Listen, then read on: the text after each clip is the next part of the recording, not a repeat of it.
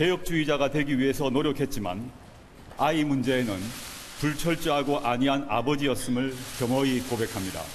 문재인 정부의 개혁 임무 완수를 위해 어떤 노력이든 다하겠습니다. 많이 고통스럽습니다. 청문회 기회를 주신다면 이러한 저의 부족함과 한계도 솔직히 말씀드리면서 질책을 받고 저희 생각과 소신도 설명드리고 싶습니다. 다시 한번 국민 여러분께 송구하다는 말씀 올립니다. 과거 특정 장관의 딸 특채 의혹을 파리에 비유하셨는데 비판이 과도하다고 생각하십니까? 과도하고 생각하지 않고요. 현재 저에 쏟아지는 비판 달게 받겠습니다. 네, 딸 의혹과 관련한 보도를 SNS에 꾸준히 올리고 계신 문제가 없다는 취지로 보면 됩니까?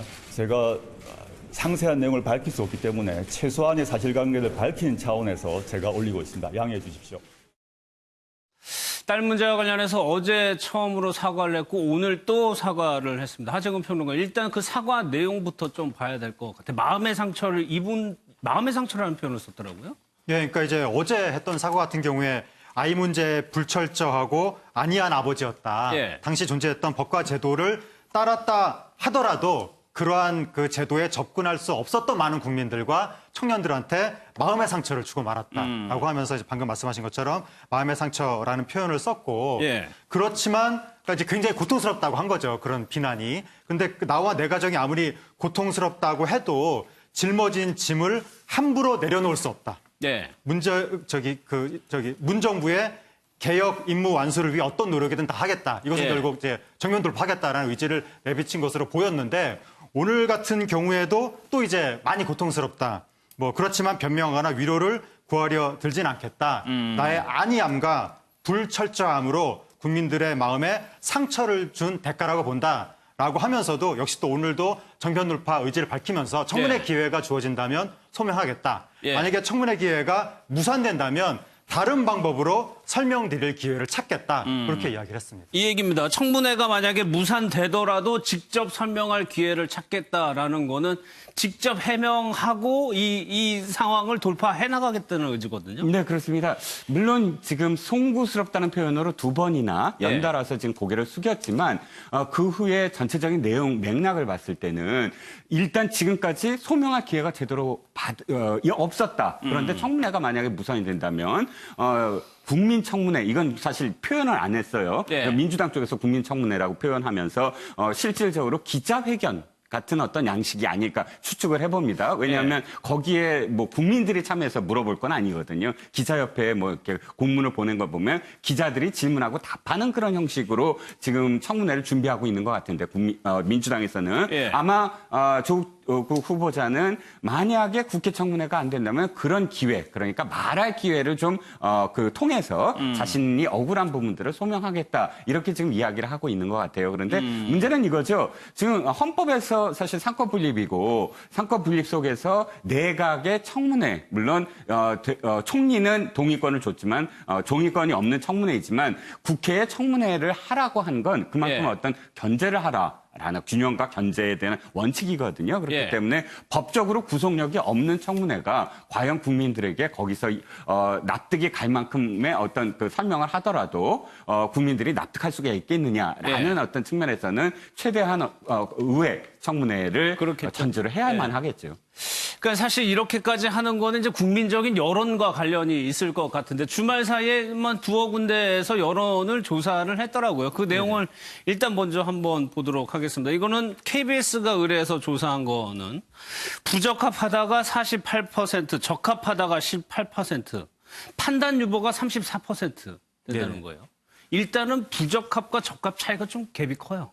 그러니까 만약에 이게 객관적인 사실이라면 여태까지 청문회 대상 중에서 이렇게 많은 의혹이, 그다음에 이렇게 깊은 의혹이 제기가 된 적이 없었던 거거든요. 그래서 저는 오히려 판단 유보가 나온 것이 정말로 이게 사실일까 의심을 갖다가 할 정도로 지금 의혹이 크다는 거죠. 그다음에 구체적인 내용을 갖다가 보니까 딸과 관련돼서 사람들이 많이 분노를 갖다가 한 것 같아요.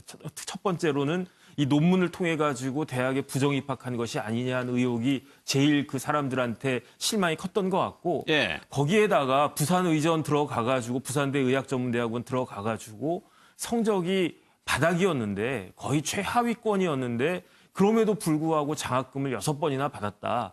이걸 부산대에서는 외부 장학금이라고 형식적으로는 이야기하지만 실질적으로는 부산대 의대 교수가 주는 거 아니겠습니까? 예. 그러니까 학생들한테는 이건 내부 장학금으로 비춰질 텐데 오늘 언론에 나온 걸 보니까 장학금 받을 때 사람들 앞에서 올라가가지고 수여식 같은 거 하고 그런다고 그래요. 그러면은 옆에서 봤을 때 이 친구가 나보다 공부 훨씬 못했는데 나는 장학금을 못 받았는데 예. 이 친구 장학금이라고 한 게 돈도 돈이지만 학생들 사이에서는 굉장히 상징적 의미가 있는 그렇죠. 거거든요. 예. 그런 것들에 대해서 굉장히 마음의 상처를 일반 국민들 특히 젊은 요번에 보니까 20대에서 지지율이 굉장히 차이가 많이 났더라고요. 예. 그런 것들이 큰 영향을 미쳤던 것이 아닌가. 이 자료를 보면은 지금 국민들이 어느 부분에 지금 답답해하느냐가 명확하게 나옵니다. 자녀 문제다. 가장 해명이 필요한 건 자녀 문제가 무려 65%예요.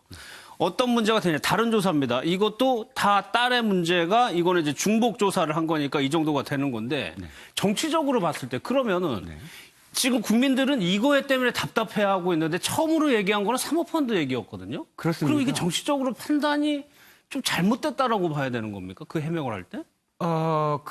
정작 중요한 거는 해명을 좀 늦었거든요. 그렇죠. 지금 네. 조국 후보자가 지난주에 한 그런 이 행위들을 보면 이거예요. 처음에는 사실은 8월 9일 날 네. 이 청문회 준비단에 첫 출근을 했을 때부터 캐주얼 슈트 차림이었어요. 그리고 텀블러를 들고 굉장히 여유 있게 출근을 합니다. 그런데 지난주 수요일부터 복장이 바뀌어요. 그 직전까지는 계속 캐주얼 웨어의 수트가 그냥 수트더라도 노타이 차림이었거든요. 예. 근데 수요일부터 갑자기 싱글 양복으로 바뀌더니 짙은 넥타이를 매기 시작합니다. 그 다음에 계속 짙은 넥타이 색깔이 점점 짙어져요. 무슨 의미를 가냐면 수요일 정도 돼서 딸의 의전원만이 아니라 딸의 이 경력, 예.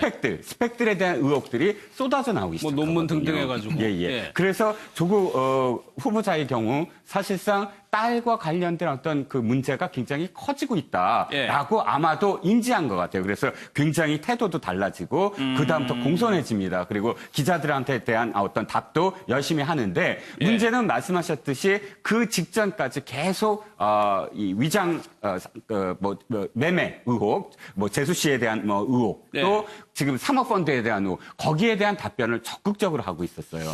그리고 마지막에 금요일 날, 그러니까 그 23일 날 사실상 이 사모펀드와 또는 운동학원을 공익재단이라든지 재단에 내놓는다고 하잖아요. 근데 그때는 이미 전 국민들이 사실은 딸에 대한 의혹이 굉장히 컸기 때문에 그건 지난 이슈였어요. 그렇죠. 네. 그러니까 이 재산에 관련돼서 이렇게 내놓는다고 했을 때의 반응이 그게 문제가 아니라 딸에 대한 의혹을 얘기해야 되는 거 아니냐. 이렇게 지금 분위기가 흘러가고 있었거든요. 그러니까 지금 조국 후보자의 경우 뭐가 문제냐면 적극적으로 해명해야 될 때 사실 해명을 못했다는 거예요. 그런 점들. 그러니까 딸에 대한 문제, 논문에 대한 문제. 이게 지금 이 여론조사에 나타났을 때 가장 큰 것에 대한 답을 제대로 못 내놨다. 이런 지금 결과라는 거죠. 그러니까 어제하고 오늘 사과를 했습니다만 글쎄 손석희 변호사님 이런 구체적인 내용 송구하다는 얘기는 분명히 했어요. 그런데 지금 장학금이라든가 논문이라든가 인턴십을 두고 나오는 의혹에 대해서 해명을 하거나 설명을 한 건 아니었거든요. 네, 해명 내지 설명이 쉽지 않은 부분이 있기 때문에 이렇게 기자들에게 쉽게 말을 꺼내지 못할 가능성도 있고 또는 지금 국회 청문회 절차를 지금 교섭 중이잖아요. 그리고 만약 그게 좀 시간이 좀 뒤로 미뤄지거나 협의가 이루어지지 않으면 이른바 민주당 쪽에서 이야기하고 있는 이른바 국민청문회 절차를 또 준비하고 있습니다. 또 방송기자연합회라든지 한국기자협회 등등의 어떤 의견도 지금 수렴 중인데요. 지금 불충분한 그런 시간을 가지고 정확하지 않은 그런 자리에서 이야기를 자칫 했다가는 이 국민청문회의 동력이 사라질 가능성이 있다. 그렇다면 제대로 준비해서 제대로 된 시간에 국민들에게 상세히 소명하겠다. 이런 생각을 할 수도 있을 것 같습니다.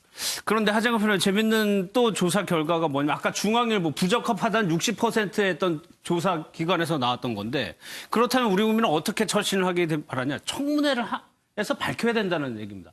자진 사퇴라든가 지명 철회보다는 청문회를 하자는 의견이 더 많아요. 그러니까 조국 후보자가 아무래도 그 장관 후보자로 지명이 됐으니까 그러면 청문회를 한다는 게 국민의 상식 속에 있는 절차거든요. 그래서 그러한 절차를 당연히 밟아야 되는 거 아니냐라고 많은 분들은 또 생각을 하는 거고 또 조국 후보자 측에서 뭔가 소명할 게 있다. 예. 뭐 내가 뭐 요구한 적 없고 뭐 법을 어기지 않았고 이런 식으로 소명할 내용이 있는 것처럼 말을 계속하니까 계속해서 이렇게 지금 의혹 제기가 굉장히 오랫동안 이어지고 있거든요. 그 의혹 제기만 이어지는 것에 대해서 조금 피로감을 느끼는 국민들도 많고 물론 이제 조국 후보자 측이 침묵을 지키는 것에 대해서도 못마땅하게 생각하는 국민들이 많지만 어쨌든 지금 답답하다 상황이 예. 혼란스럽고 답답하다. 청문회는 왜 안 하는 거냐? 좀 속 시원하게 청문회를 해서 거기에서 좀 확실하게 소명할 내용을 들어보고 최종적으로 판단하겠다. 예. 이렇게 생각하는 국민들이 좀 꽤 숫자가 되는 것 같습니다. 그러니까 조국 후보자의 얘기도 들어보고 싶다라는 의견도 상당히 많다는 예. 얘기가 되는 겁니다.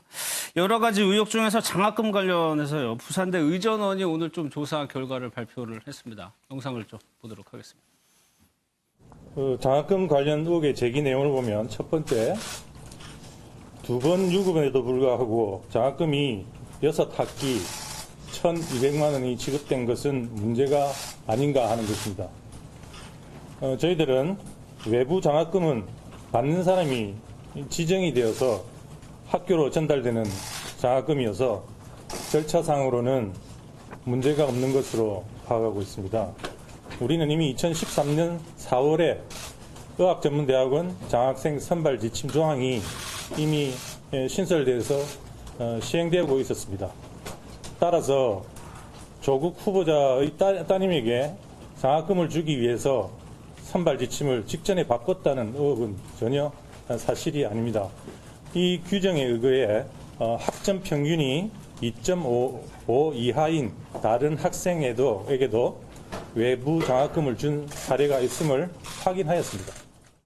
오늘 발표는 조 후보자 딸에게 장학금을 지급하기 전에 규정을 바꿨다는 게 아니고 이미 그 규정이 바뀌어져 있었다는 게 부산대 의전원의 발표입니다. 이러면 하면은 일단은 그 특혜를 주기 위해서 규정을 바꿨다는 의혹에 대해서는 답을 한 거거든요, 일차적으로. 이게 그 부산대 로스쿨이 있단 말이에요. 부산대 로스쿨 교수가 SNS에다 글을 올렸어요. 예. 부산대 규정상 2.5 이하인 경우에는 장학금 주기 어렵다. 이런 규정이 있다. 이렇게 이야기를 하니까 그러니까 의학전문대학원에서 아니다.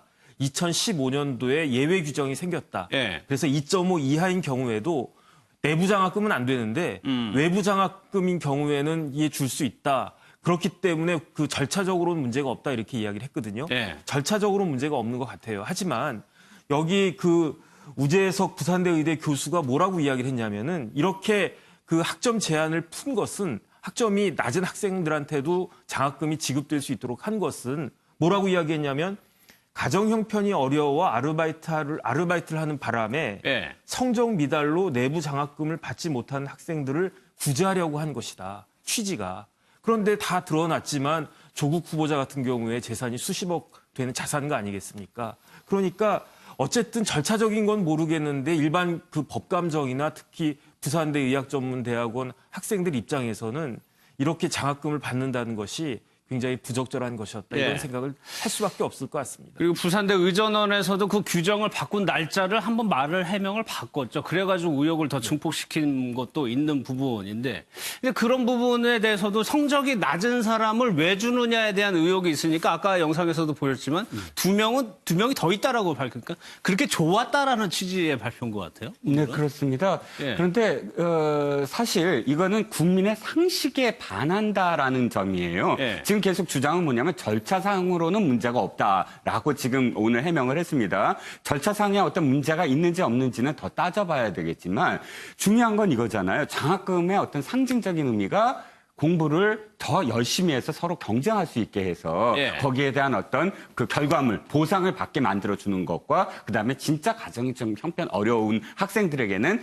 좀 성적이 낮더라도 이 학업을 계속 할 수 있게끔 유지시켜주는 것. 이 두 가지 의미가 큰데 지금의 어떤 입장, 2.5 이하인 유급 학생한테 만약에 장학금을 계속 지급하는 것이 상식이 돼버린다면 예. 학생들끼리 경쟁을 하는데 어떻게 경쟁을 하냐면 공부 못하게 경쟁을 하거나 유급 경쟁을 해야 장학금을 받을 수가 있는 그런 상식에 반하는 장학금이 돼버리잖아요. 예. 그러니까 지금 상식에 반한다는 사실을 부산대에서 사실 해명을 제대로 했느냐 안 했느냐의 어떤 문제일 것 같아요. 이미 절차상으로는 문제가 없다라는 것을 지금 국민들이 듣고 싶은 건 아니거든요. 예, 그 부분에 대해서도 살짝 얘기를 했어요. 그거는 소천장학회에서 결정한 거다. 그러니까 어느 정도 부산대에서도 장학회에 약간 책임을 떠넘기는 듯한 모습을 보이긴 했었는데 아까 영상에 보면은 쭉 장학생 명단까지 오늘 부산대에서 공개를 했는데 하재경 평론가 이거를 보면은 저기서 보면은 이제 학점이라든가 명단을 쭉 공개를 했는데 그 밑에 보면은 쭉 이게 나오는 게 조 후보자의 그러니까 딸이 연속적으로 5번인가요? 6번을 받았다는 저 기록입니다. 예. 그러니까 딸이 공개를 했어요. 예, 딸이 이제 6번을 연속적으로 받았고, 예. 저 장학회에서 한 교수가 이제 개인 기금으로 주는 장학금인데, 다른 사람들은 한 번 받았는데, 조 후보자 딸만 6번 이례적으로 그렇게 연속해서 받았다는 것이고, 이제 최근에 오늘 나온 보도가 당시에 5번을 연속해서 장학금을 줬더니 5번까지. 예, 5번까지 줬더니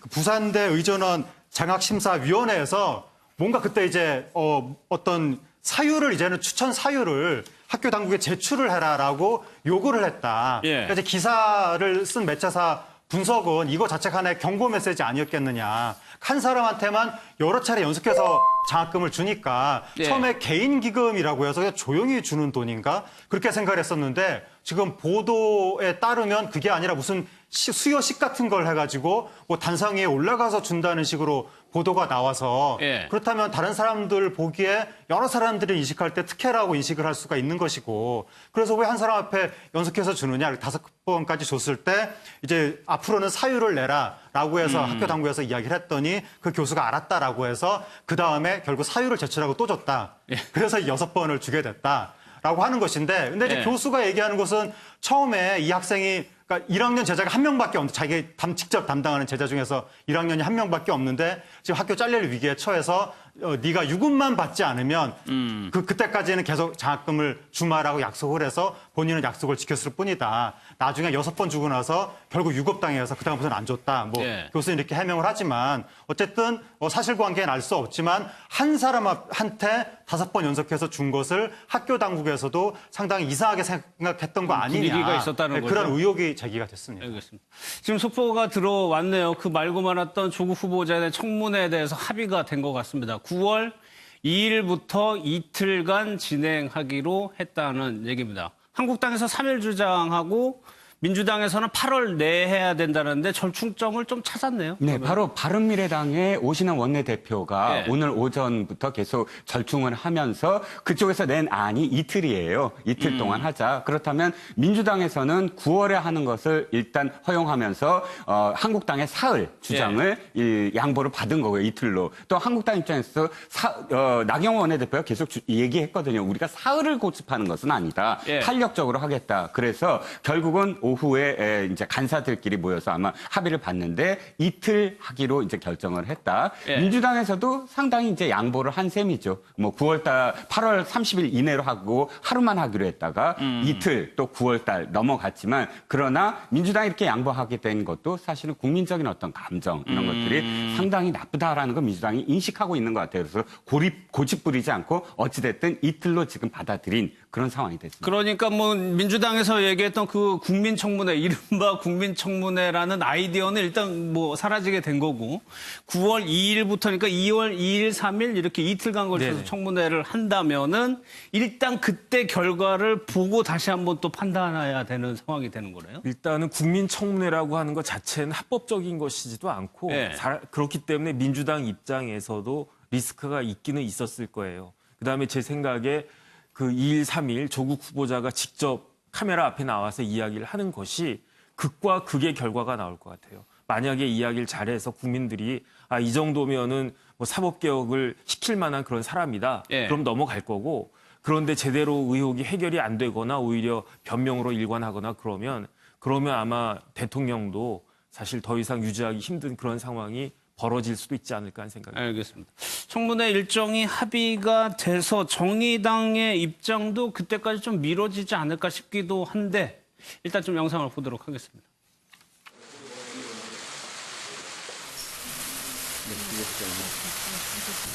오늘 고생이 많으세요.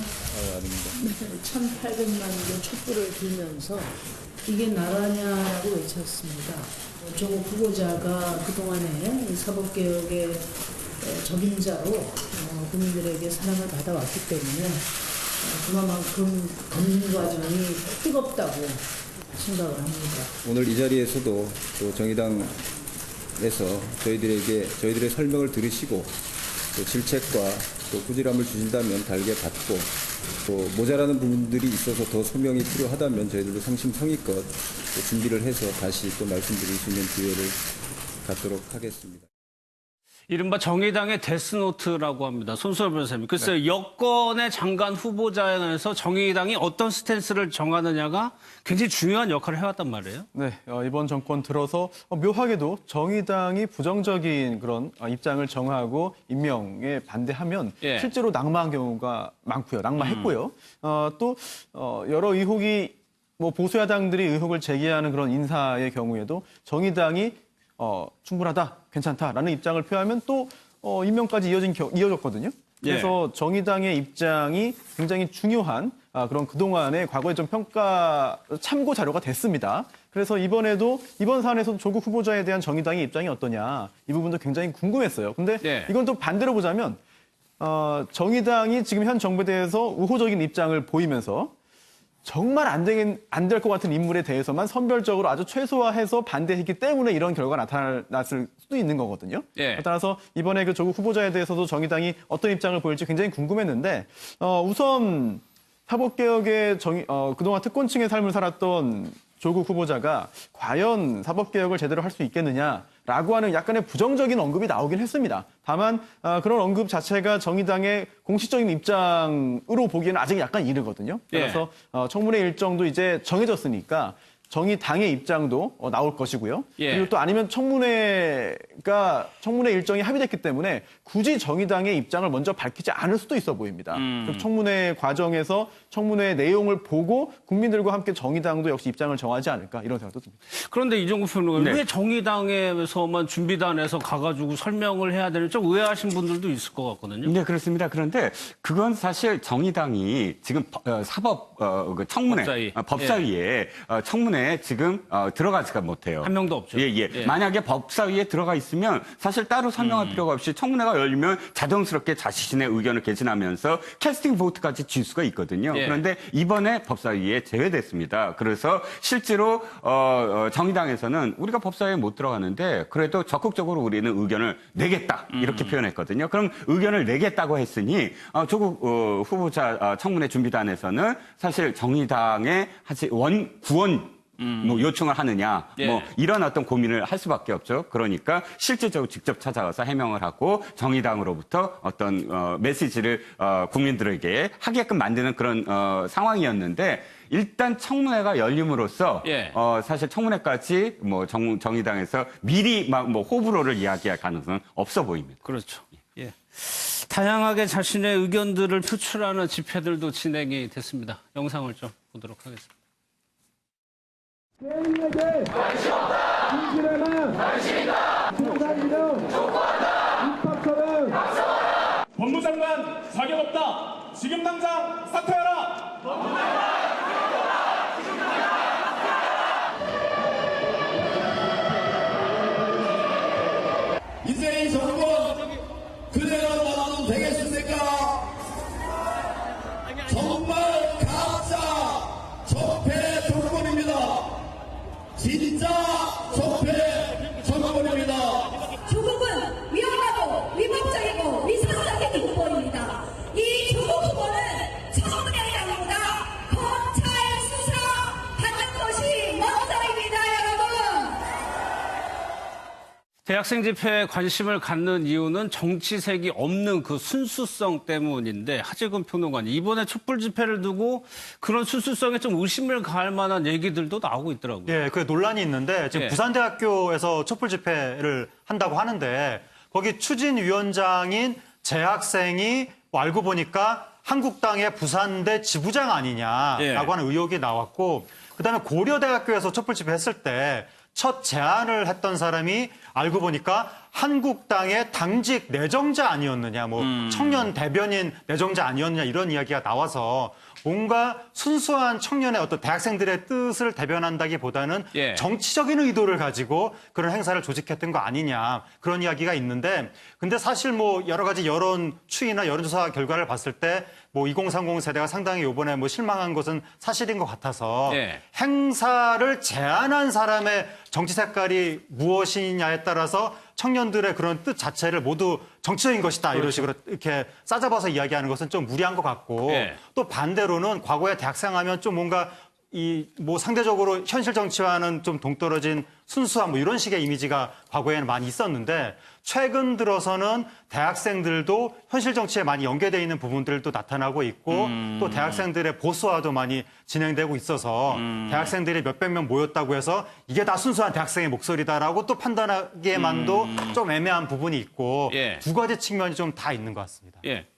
네, 근데 순수하다는 그런 이 순수하다, 순수하지 않다라는 비판이 사실은 좀, 제가 생각할 때 좀 억지스러운 게 예. 80년도와 90년도 또 2000년도에 대학가에서 시위가 벌어졌어요. 근데 그 시위의 깃발들을 보면 민중당, 예를 들어서 모모 대학교 지부, 뭐 예. 이런 각 정파나 정당 소속의 대학생들이 대거 시위에 참여했거든요. 그런데 그것을 두고 판단할 때 이 순수하지 않다 이렇게 표현하지는 않았어요. 예. 대학생들이 자신들의 어떤 정치적인 의견을 내는 데 있어서 사실 그 소속되어 있는 그 학생들이 어느 정당에 소속되어 있다라는 것을 숨기지도 않았거든요. 그런데 지금에 와서 뭐 한국당에 어떤 뭐 관련이 있다고 해서 이것이 순수하지 않다고 한다면 예. 지금까지 그 전에 했던 정치 집회가 그럴 땐 똑같이 순수하지 않아야 되는 것이고 예. 또 지금 고대 같은 경우는 첫 제안자가 스스로 내가 스스로 그 한국당에 관련이 되어 있었으므로 이 집회가 순수하지 않게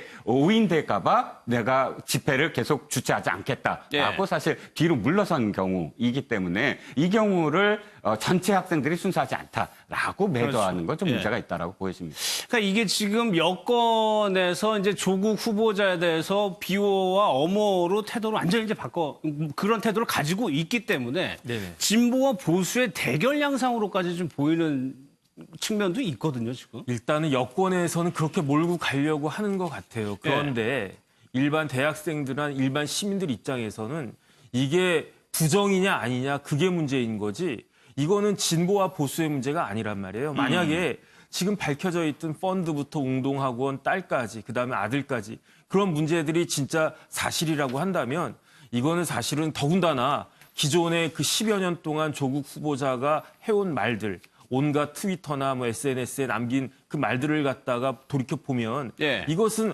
말과 행동이 일치하느냐 그 여부인 거지. 그다음에 우리나라는 법무부 장관을 법무부라고 하지 않습니까? 미국 같은 경우에는 법무부 장관이 미니스터 오브 저스티스예요. 그러니까 정의를 갖다가 집행하는 그런 기관의 수장인데 예. 그런 사람이 말이 앞뒤가 다르면 되겠느냐.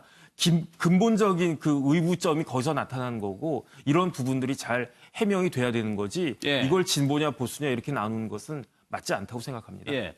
한국당도 주말에 장애에서 아주 크게 이제 집회를 가졌는데 거기에 참석한 인물들이 2030 젊은 사람들이 꽤 많이 왔나 봐요. 본인들도 좀 놀라고 있는 상황입니다. 네, 그렇습니다. 한국당이 진짜 놀랬던 것 같아요. 내부 네. 분위기가. 사실 의도한 건 어떤 의도였냐면 원래 이거는 조국 후보자의 문제 이전에 이미 집회를 기획했었어요. 네. 그때 8월 15일 직전에 8월 14일 날 황교안 대표가 국회 로텐더홀에서 이승만 대통령 박사 동상에서 그렇죠. 제안을 했거든요. 정책을 바꿔라. 그렇지 않으면 한국당이 어떤 직접 나서겠다. 근데 정책은 물론 뭐 바꾸지 않았고요. 그렇기 때문에 거기에 대해서 제안한 것에 대해서 받지 않았으므로 우리는 집단적으로 행동하겠다라고 이미 기획된 행사였거든요. 조국 후보자하고는 별개. 원래 예. 별개였죠. 그런데 사실 당이 나서면 어떻게 되냐면 동원을 해요. 각 예. 당협에서 몇 명씩 뭐 다 해서